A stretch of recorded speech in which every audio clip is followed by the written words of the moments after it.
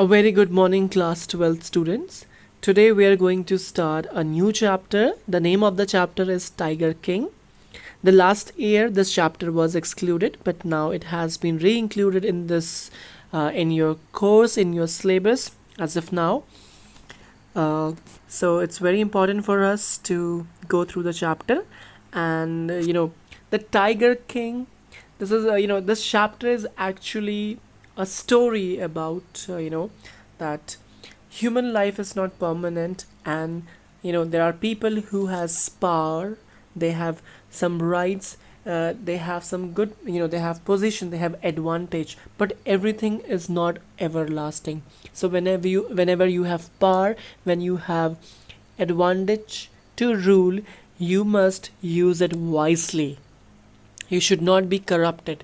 So the chapter Tiger King, it also highlights this theme that life and power are temporary. So if you have it, use it wisely and positively, and for the benefit of people around you, not just for your own sake. Understand?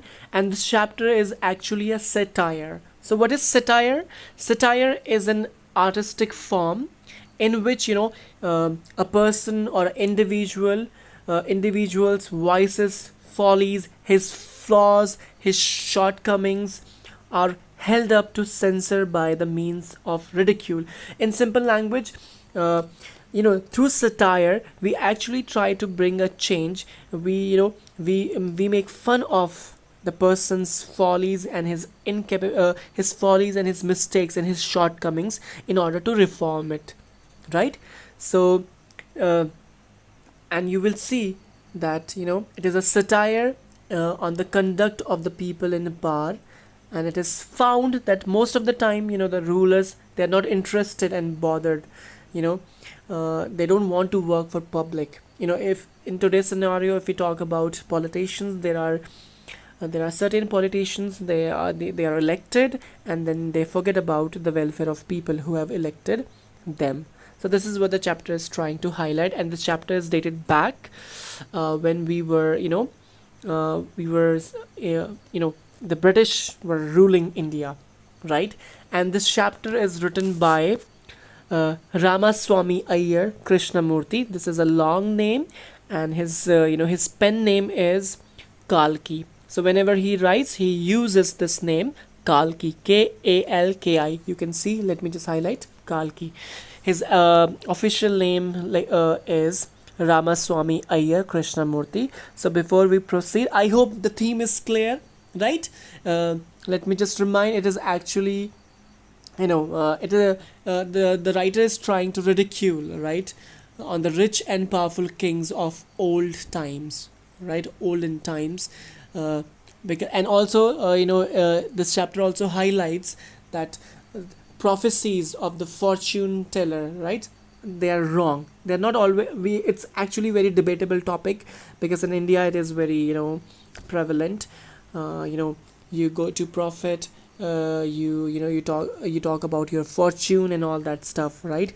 So we don't know whether it is, and I don't want to get into this stuff, but yes, we do have this element, prophecies. So in this chapter it is shown that prophecies are not always correct. Whatever we predict for our future are not always correct. So I think it's time. So before we go through the text of the chapter, let's talk about a few things about the writer, Ramaswamy Iyer Krishnamurti. He was born in 9 September 1899, and he died on 5 December 1954.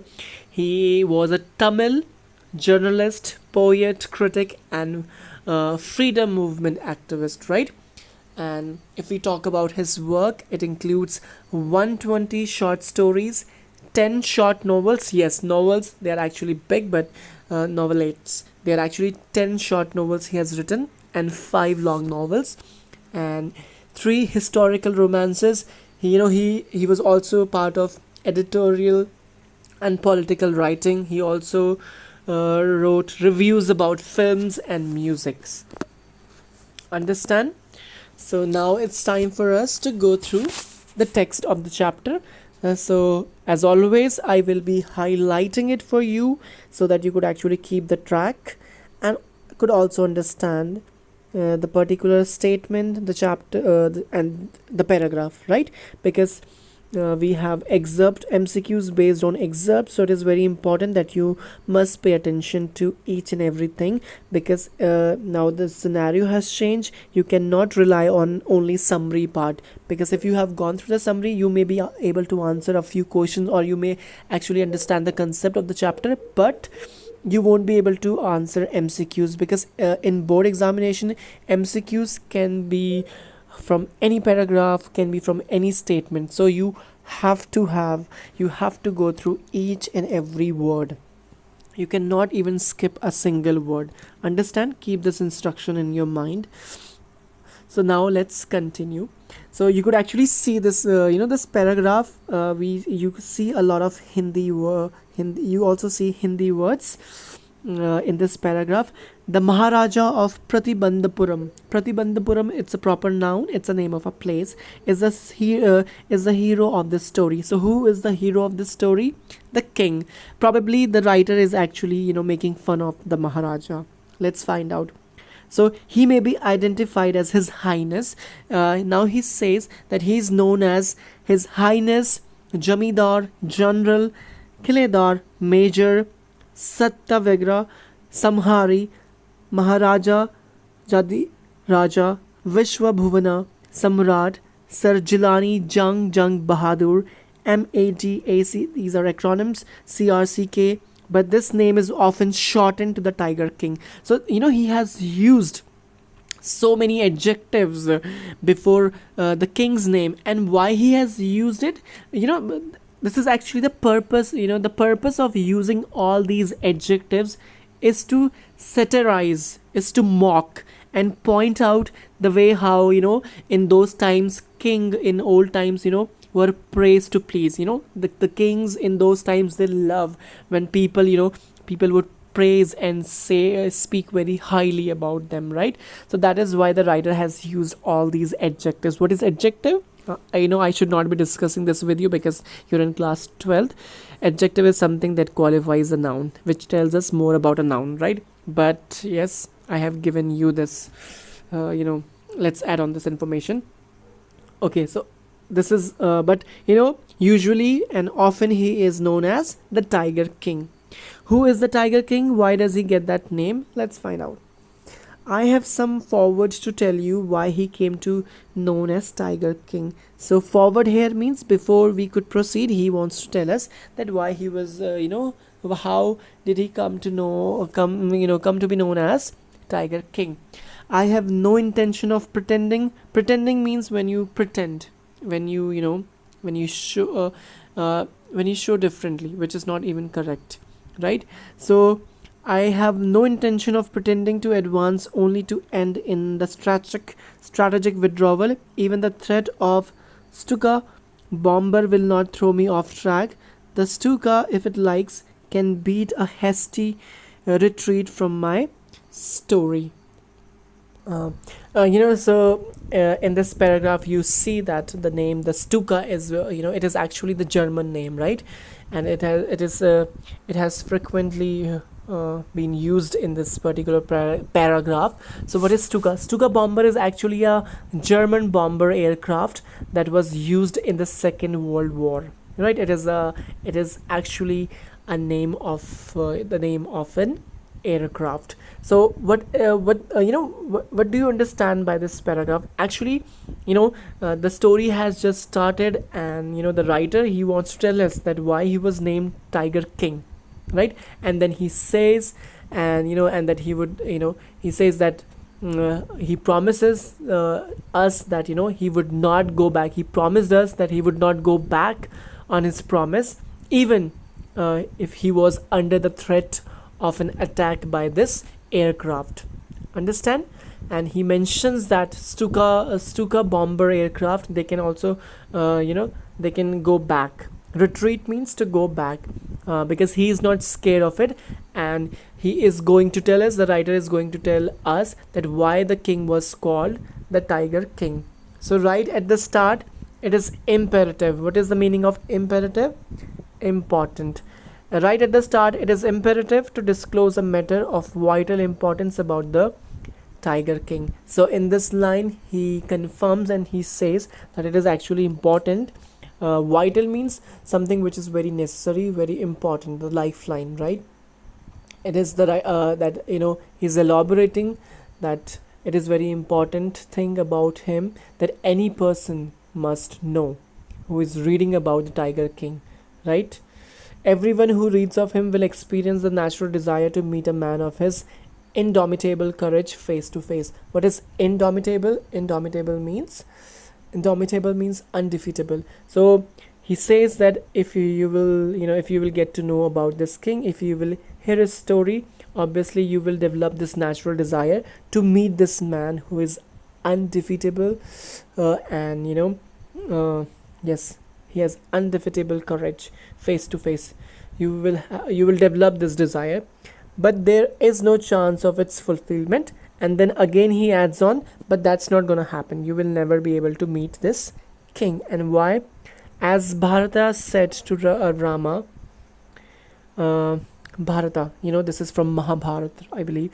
So as Bharata said, sorry, this is from Ramayana. As the Bharata said to Rama about Dashratha, the Tiger King has reached the final abode of all living creatures. In the other words, the Tiger King is dead. So this is from this is something from the text. Okay, let me just simplify this. This particular paragraph. Uh, if you, I believe you're aware of Ramayana, right? So in the Ramayana, when Dashrath died, Bharata, Rama's brother, how did he inform? The Tiger King has reached the final abode of all living creatures, which means the Tiger King is dead. That's how he's trying to say. The writer mentions this is actually we use this is even this is actually a poetic device. So not the poetic device, the figure of speech has been used here. This actually subdue, or this actually kind of take the huge impact of the situation. Sometimes there are certain things, if you will say these things in this manner, you will experience the less impact, right? Instead of using the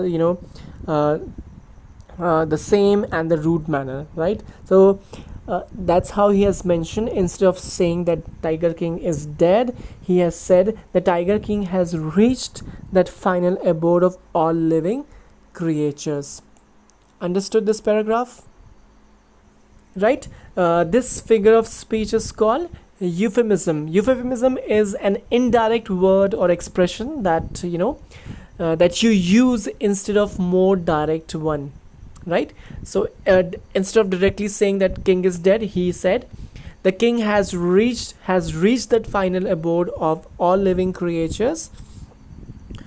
In other words, the Tiger King is dead. Okay, the manner of his death is a matter of extraordinary interest. And how did he die? This is something very extraordinary. Let's find out if he has mentioned something about it or not in further line.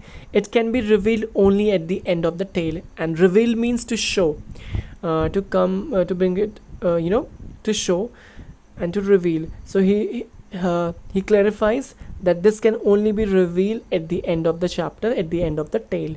So he is not going to tell us in the beginning that how did he die. But the most fantastic aspect of his demise is death, was that as soon as he was born, astrologers had foretold that one day the Tiger King would actually have to die. I think this is very, it is actually, this is very humorous. And I think because we are not everyone has to die. This is actually tell us that our lives are temporary, right? transient existence, temporary existence. So I think there is nothing to be foretold because everyone has to die one day. So when this king was born, the astrologers, they predicted that the king would die soon. I think I find this very absurd because everyone has to die who will take birth here, right? So I think you don't need to predict this, do we? No, because we cannot be, living till the end of the earth. Understand?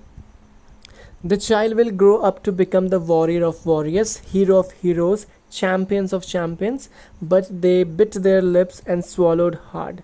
And because in those times, those fortune tellers, they were also, obviously they cannot say anything bad or something, anything that could offend the king, right? Or the ruler or the someone who is in power, because if he gets offended, you may also face the consequences, right? So they also mention that the king is going to be the greatest warrior, and he's going to be supreme, he's going to be a champion, right? And they bit their lips and swallowed hard, right? This shows, what does it shows? What does it that they because the astrologers, they were actually forced to say this, and they stopped, they bit their lips in order to show their unwillingness to speak. Understand? When compelled means forced. When compelled to continue, the astrologers came out with it. So they're biting their lips, because it's very difficult, they don't want to mention it, but these prophets, astrologers, are being forced that how will the king die? Tell us, right? This is a secret which should not be revealed at all, and they mention that it is actually a secret, we cannot reveal it, the astrologers said. Yet we are forced to speak out. The child born under the star will one day have to meet its death. So they, further they said that the child was born under this star, stars, and you must have seen that everywhere, the planetary effect, the stars, the whole process, it actually has an impact on our life. This is how it is, seen. So this is what they mentioned, that the child was born under this star, and he will have to die, he will have to meet its death. So at that very moment, a great miracle means something unexpected happen, which cannot is something which is not, can never happen, and it is actually favorable, right? uh, like we say in Hindi, chamatkar, right? At that very moment, a great miracle took place. An astonishing phrase emerged from the lips of the 10-day-old Jalani Jung Bahadur. O wise prophets, and this is very extraordinary because the king has just, the king was 10-day old, right? Jalani Jung Bahadur was 10 days old, and I think it is very unnatural if a 10-year-old child, newly born child, speaks. But he spoke and he said, "O wise prophets," he said, this is how he greeted them, "O wise prophets." Everyone stood transfixed in stupefaction. They looked widely at each other and blinked. So we have two difficult words here. Transfixed. Transfixed means anything that causes someone to become motionless when we are shocked, right? Paralyzed and shocked. And stupefaction means it means, it is actually the condition when you are unable to say things clearly. Understand? So the astrologers, when they heard this voice, they were like motionless, and they were, they were in stupefactions. I have already said, it's a condition when, it's a condition of being unable to think, because they were shocked that where did this voice come from, who said those words?